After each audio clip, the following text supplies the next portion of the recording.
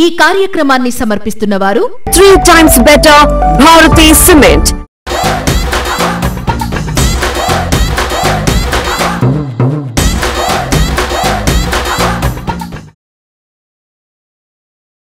అందరికీ నమస్తే.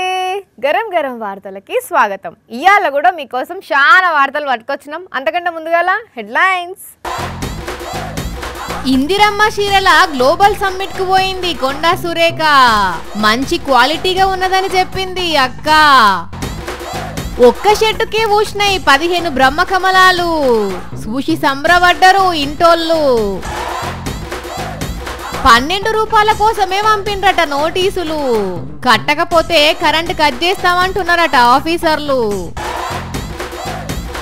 పెండ్లి బరాత్ అయితుంటే చేసిరు డాన్సులు. రూఫ్ గూలుడుతోని కింద పడ్డరు చుట్టాలు. ఈ బుక్కు ధర 15 కోట్లు. చూసి షాక్ అవుతున్నారు పబ్లిక్. ఫంక్షన్ హాల్ల పెండ్లు అయిపోగానే 4 ముక్కలు చికెనో మటనో తిన్నాక ఇక అందరి కళ్ళు పెండ్లి ఊరేగింపు మీదనే ఉంటాయి.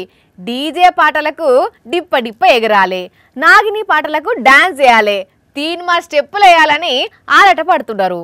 ఈ ముచ్చట అందరికీ తెలిసిందే కదా. అయితే ఈ పెండ్లిలో కూడా అట్లనే అందరూ డాన్స్ చేయబట్టిండ్రు. కాకపోతే ఏం జరిగిందంటే, అబ్బర కొడుకా కూలనే కూలింది పో.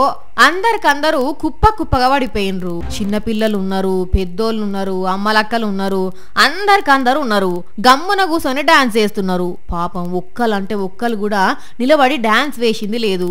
ఒక్కటంటే ఒకటే సెకండ్లా ఎంతో సంతోషంల నుంచి ఎంతో బాధలకు పడిపోయిండ్రు. మొత్తం 40 మందికి దెబ్బలాకినాయట. 3-4కి ఇంకా గట్టిగా దాకినాయట. ముచ్చట తెలవంగానే పోలీసులు వచ్చి అందరికందరిని దవాఖానకు తీసుకుపోయినరట. కానీ చూడుండ్రుల్లా ఎంత పనైందో. అయితే కూలింది మాత్రం సిమెంట్ తోని స్లాబ్ బోయలేనట్టున్నది. ఏందో చెక్కలు పెట్టి పైన రూపు కట్టిర్రు గాని అది గట్టిగా లేకుండేసరికి గింత పనైంది. హిమాచల్ ప్రదేశ్ చంబా జిల్లాలో జరిగింది. చూసిరు కదా జనాలు.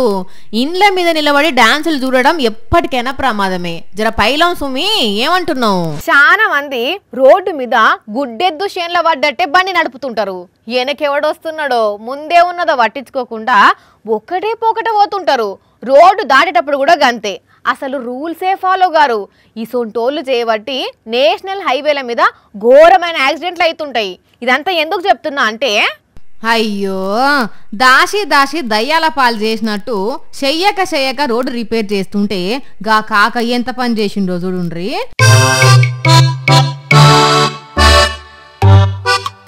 బండ వేసుకొని చక్కగొచ్చి అప్పుడే సిమెంట్ తోని ఊడ్చిన గుంతలా దిగబడ్డాడు. ఆయనకి ఏం కాలే గాని ఆ బైక్ మాత్రం ఊబిలా దిగబడినట్టే సగం దాకా దిగబడ్డది. అరెరరే ఎంత పనాయరా. ఓ కాక ఏందిది ఇక్కడ రిపేర్ చేస్తున్నది అవుపడతలేదా అని అక్కడున్నోళ్ళు అడిగితే, నాకేం తెలుసు, మీరు ఇటు దిక్కు రావద్దు అని అడ్డంగా ఏం పెట్టలేదు కదా అనుకొచ్చిండు. ఇక పాపం ఆ పెద్ద మనిషి పరిస్థితి చూసి ఆలుసుతో ఏమనలేదు.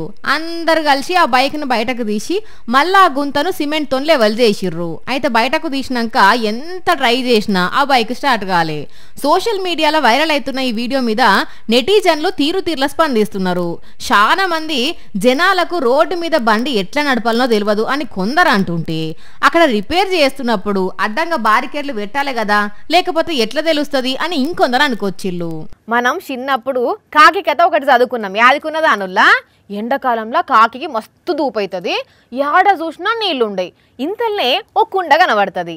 అండ్ల చూస్తే నీళ్లుంటాయి కానీ లోతులుంటాయి. తాగుదామంటేనేమో అందాయి. అప్పుడు కాకి తెలివితోని రాళ్ళు తెచ్చి ఆ కుండలేస్తుంది. అప్పుడు ఆ నీళ్లు మీదికి వచ్చిన వాళ్ళే తాగిపోతుంది. ఆ కాకి ఎంతో తెలివిగలదని చదువుకున్నాం కదా. అయితే ఆ కాకి అంత తెలివి ఉంటుంది. పాపం గిడొక కాకి ఆ తెలివే లేనట్టున్నది. అందుకే ఏడ చిక్కుకున్నదో చూడుండ్రి. అరే పాపం కాకి ఎంత పెద్ద కష్టం వచ్చే. అయినా ఓ కాకమ్మ పోయి పోయి ఇక గేట్ల తలకాయ ఎందుకు పెట్టినావమ్మా? ఇప్పుడు చూడు అస్సలకే బయటకు వస్తలేదా?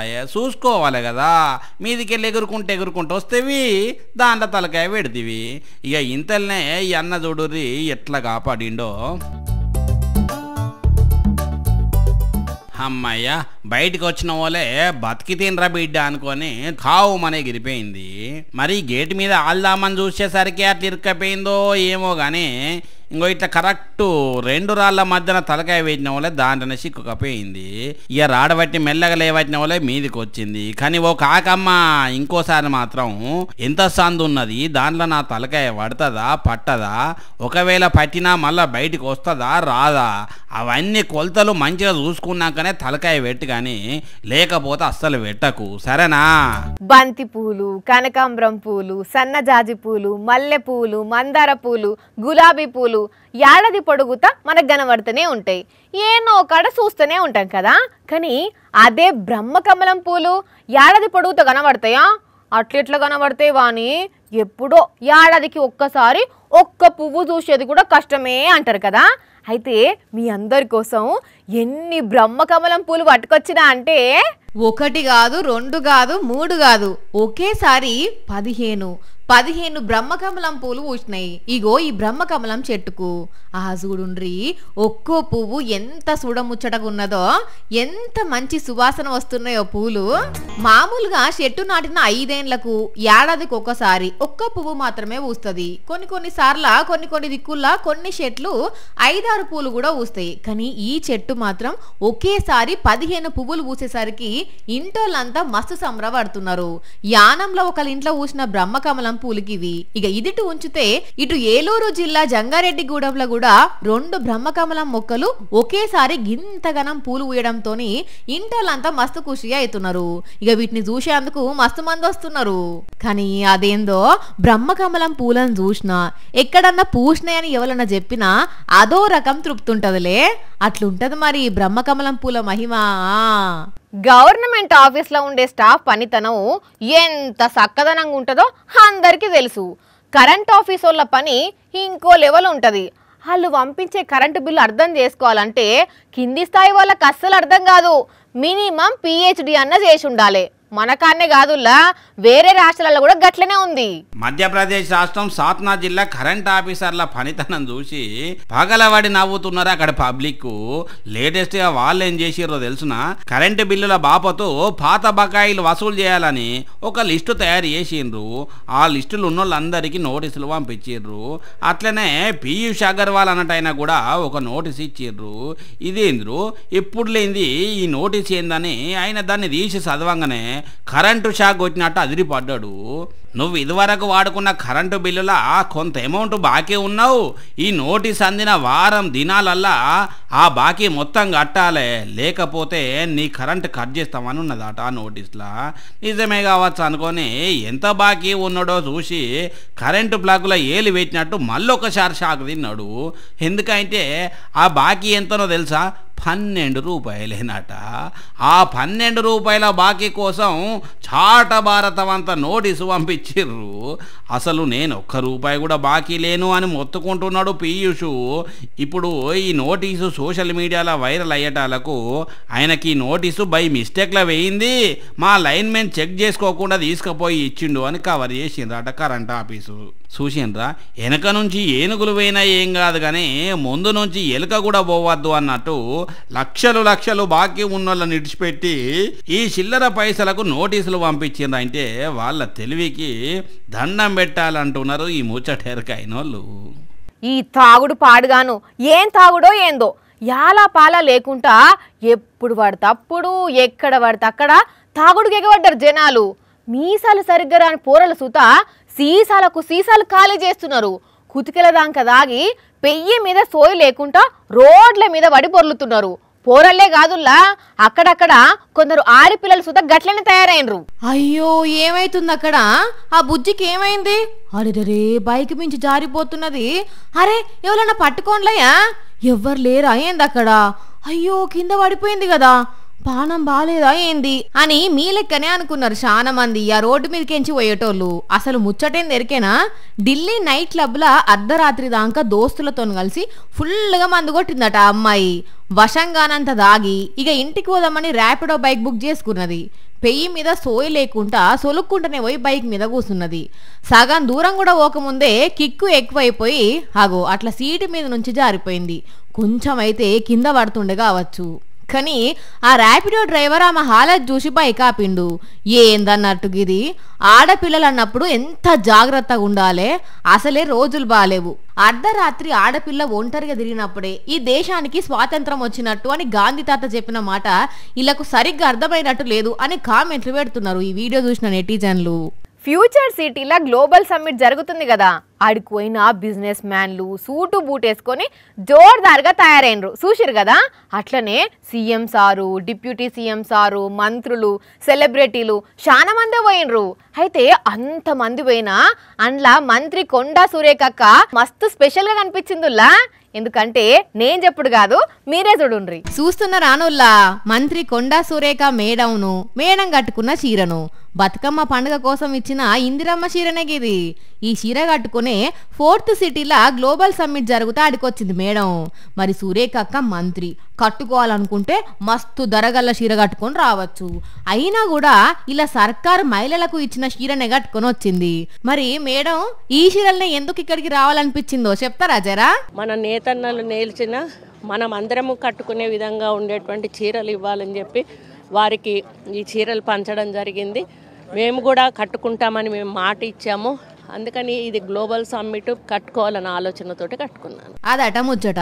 మేం మంచి చీరలు ఇస్తాం, అవి మేం కూడా కట్టుకుంటాం అని చెప్పినాం. అన్నట్టే మంచి చీరలు ఇచ్చినాం.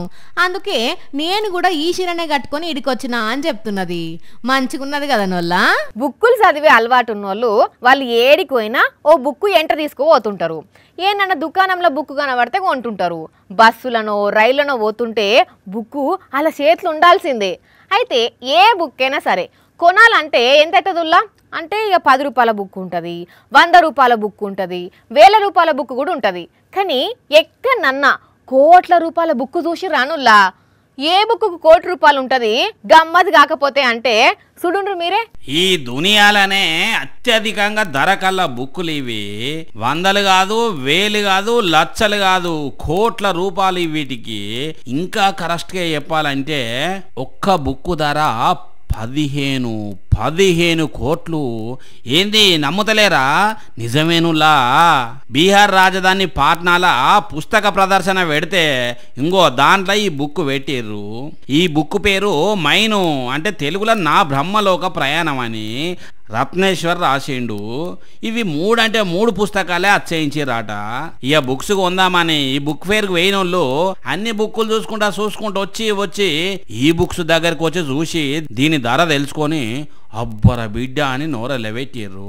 ఇక మరెవరన్నా కొందామనే సాహసం చేసిర్రా అని అంటే ఈ బుక్ చూసేతందుకే కానీ కొనుడు అమ్ముడు అనేది ఉండదట. ఈ రచయిత ఈ బుక్ నమ్మద్దని డిసైడ్ అయిందట. అందుకనే ఈ బుక్కును చూసిన వాళ్ళు కొనుడు ముచ్చట పక్కన పెట్టి సెల్ఫీలు అయితే జోరుగా దిగిండ్రు. మరి అంతగానం ఈ బుక్కులు ఏమున్నదయ్యా అని అంటే మన జీవిత సిద్ధాంతాలన్నీ దీంట్లో ఉన్నాయట.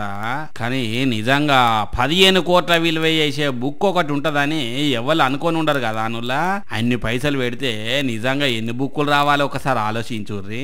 చూసిరు కదా, ఇవి ఇవాల్టి గరం గరం వార్తలు. మళ్ళొచ్చే ఎపిసోడ్లో ఇంకిన్ని గరం గరం వార్తలతో కలుద్దాం. మన టైం అయితే గుర్తుకున్నది కదా, రాత్రి 8:30కు, మళ్ళా పొద్దుగాల 8:30కు.